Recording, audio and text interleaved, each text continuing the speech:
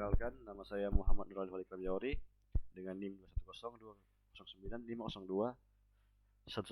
dari kelas PTIKB jurusan Teknik Informatika dan Komputer, Pendidikan Teknik Informatika dan Komputer, Universitas Negeri Makassar. Di sini saya akan membahas tentang elektronika analog dan digital. Yang pertama adalah elektron dan proton. Elektronik adalah sebuah istilah yang diambil dari kata elektron. Elektron merupakan satu dari tiga materi yang menyusun struktur atom, yakni inti atom, nukleus, proton dan neutron dan elektron.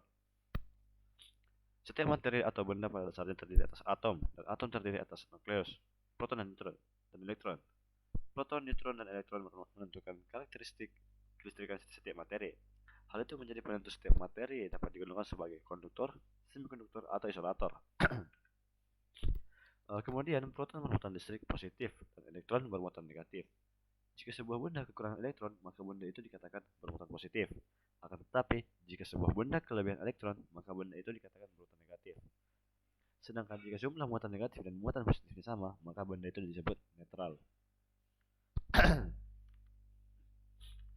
Baik, arus listrik. Kata arus berarti aliran atau gerakan. Arus listrik mirip atau dapat dianalogikan sebagai aliran air.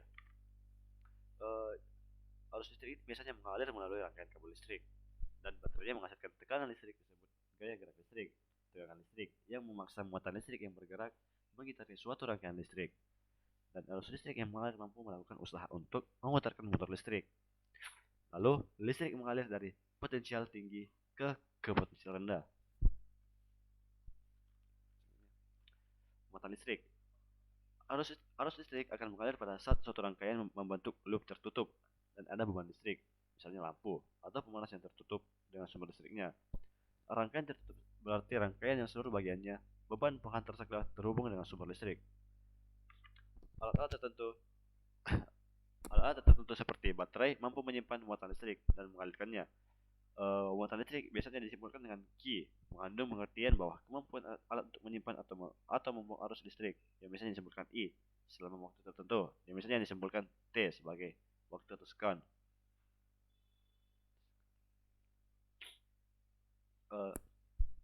Contoh soal, jika arus listrik 3 ampere mengalir pada rangkaian selama 120 milidetik, hitunglah jumlah muatan listrik yang dipindahkan dari sumber listrik ke beban.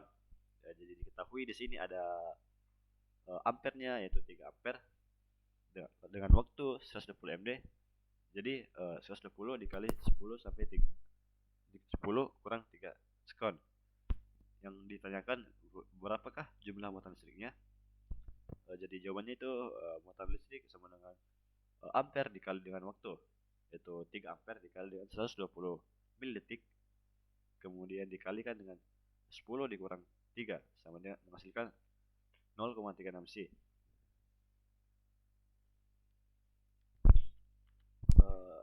Selanjutnya ada tegangan listrik. Tegangan listrik adalah suatu benda potensial antara dua titik yang mempunyai perbedaan jumlah muatan. Tegangan listrik juga sering dianggap sebagai gaya mendorong yang menyebabkan perpindahan elektron dari titik yang satu ke titik yang lain melalui perantara konduktor. Di mana semakin besar tegangan yang diberikan, maka semakin kuat pula dorongan yang dilakukan oleh elektron di dalam suatu rangkaian listrik.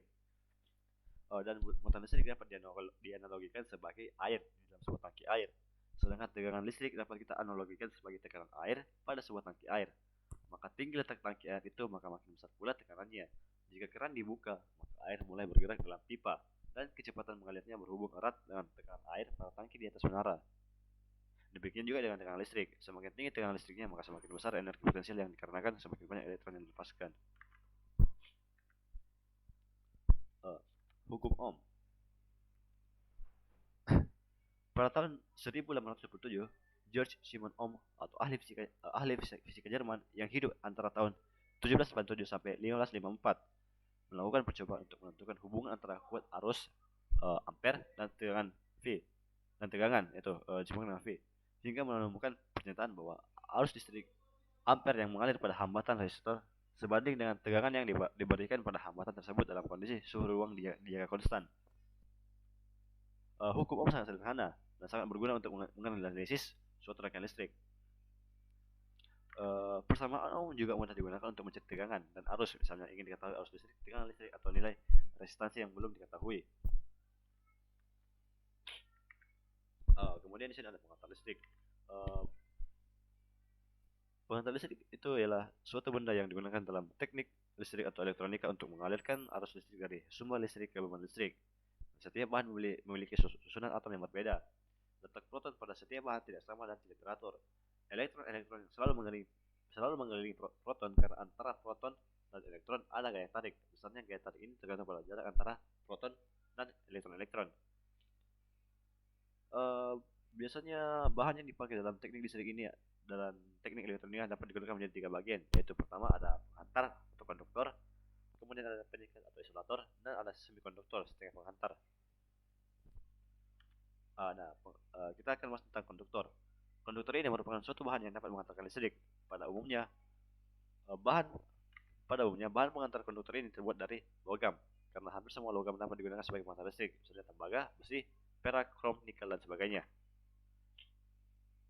Eh,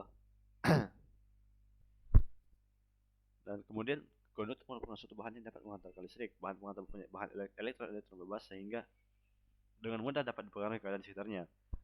Elektron-elektron bebas ini dapat meninggalkan daya tarik proton apabila mendapatkan pengaruh dari luar berupa tegangan listrik, pukulan panas, dan tegangan listrik ini bisa menyebabkan elektron bebas bergerak atau mengalir. Aliran atau gerakan elektron ini mengakibatkan arus listrik.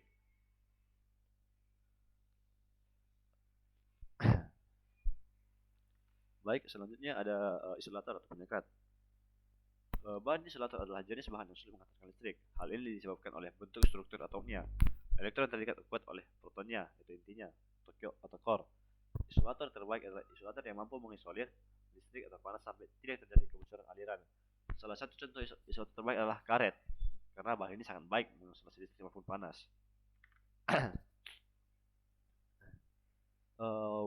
Bukan hanya karet saja, contohnya ada ban, ada gelas, minyak, berlian, dan kayu.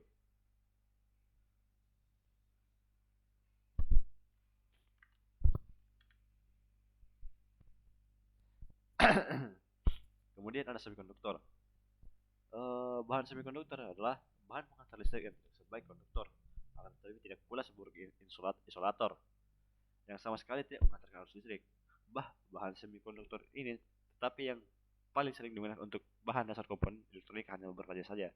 Bahan-bahan semikonduktor tersebut diantaranya adalah silikon, selenium, germanium, dan metal oksides. Semikonduktor ini suatu bahan yang tidak dapat digunakan menghantar tetapi tidak dapat pula digunakan kepada isolator. Itulah kenapa namanya sebagai semikonduktor. Tipe-tipe jenis semikonduktor itu ada N-type, yaitu kenapa dikatakan N-type? Karena semikonduktor jenis ini pembawa muatannya atau charge carrier-nya adalah terdiri dari elektron.